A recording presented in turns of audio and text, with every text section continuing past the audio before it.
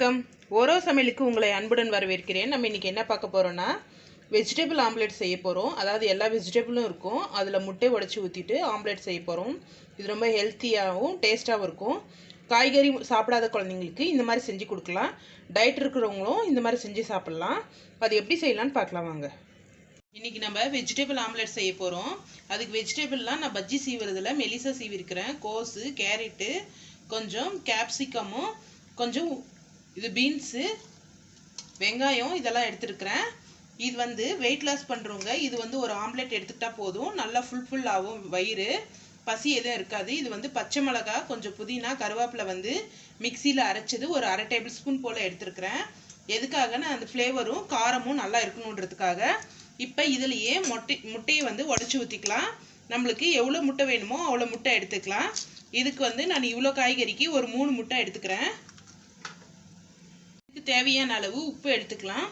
கொத்தமல்லி இருந்தால் நீங்கள் கொத்தமல்லி கூட சேர்த்துக்கலாம். நான் இருக்கிற இடத்துல கொத்தமல்லி கிடைக்கலன்றதுனால நான் சேர்க்கல. இது எல்லாமே வந்து நல்லா மிக்ஸ் பண்ணிக்கணும்.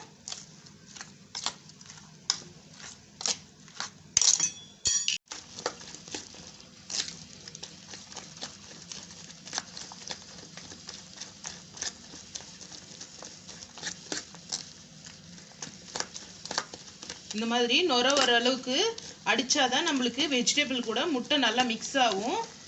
அதுக்காக இந்த மாதிரி செஞ்சுக்கணும். இப்போ தோசை டவா நான் முன்னாடியே சூடு வச்சுருக்கிறேன். இதை வந்து கொஞ்சமாக போட்டுக்கலாம். இது ரொம்ப பெரிய சைஸில் போட்டோம்னா நம்மளுக்கு திருப்புறதுக்கு கஷ்டமாக இருக்கும்.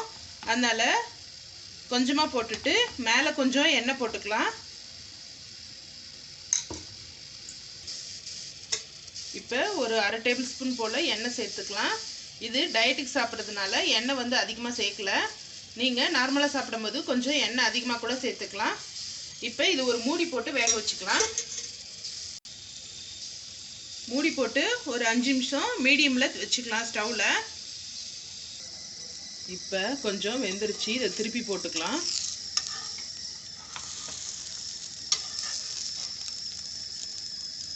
இப்போ ஒரு சைடு வேக வச்சு எடுத்துக்கலாம். இந்த வீடியோ உங்களுக்கு பிடிச்சிருந்தா லைக் பண்ணுங்கள், ஷேர் பண்ணுங்கள், கமெண்ட் பண்ணுங்கள், சப்ஸ்கிரைப் பண்ணுங்கள்.